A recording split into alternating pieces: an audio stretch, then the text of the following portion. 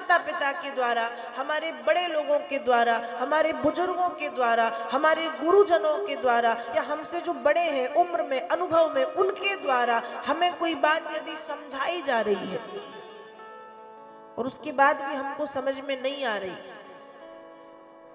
सामने वाले को जिसको समझाया जा रहा है उसको समझ में नहीं आ रहा, तो फिर ज्यादा नहीं समझाना चाहिए।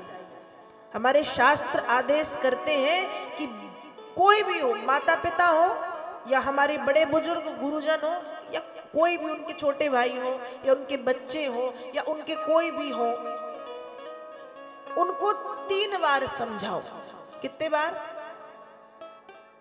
बच्चे भी यदि कोई काम कर रहे हैं, समझाने का धर्म बनता है 3 बार, उससे ज्यादा नहीं। उनकी फिर अपनी सोच है, अपनी बुद्धि है। 3 बार ऐसा मत करो, ऐसा मत करो, ऐसा मत करो। उस 3 बार में जो प्रयोग कर सको, साम दाम दंड भेद, वो सब प्रयोग करके 3 बार समझाओ। और 3 बार के बाद भी जब बात समझ में ना आए तो उनको उनके हाल पे छोड़ दो। क्यों? होई है वही जो राम रचि राखा, को करी तर्क बढ़ावे शाखा। बहुत ज्यादा दिमाग लगाने की जरूरत नहीं।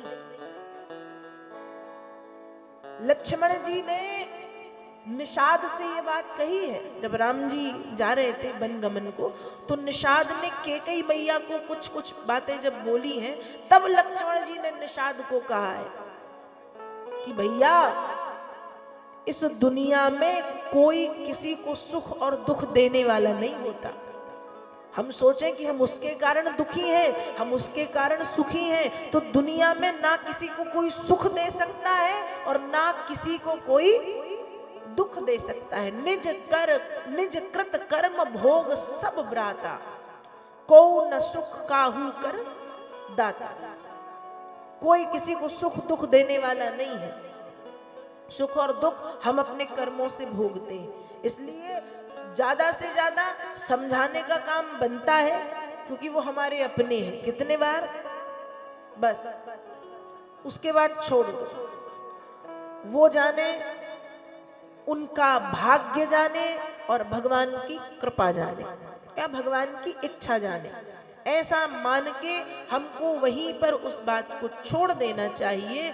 तो भगवान शंकर ने भी माता सती को 3 बार समझाया है, 3 बार, हर प्रकार से। और जब सती नहीं मानी तो भोलेनाथ ने कह दिया क्या? हरि माया बल जानी जिय। अब हरि की माया के आगे किसकी बात चलेगी?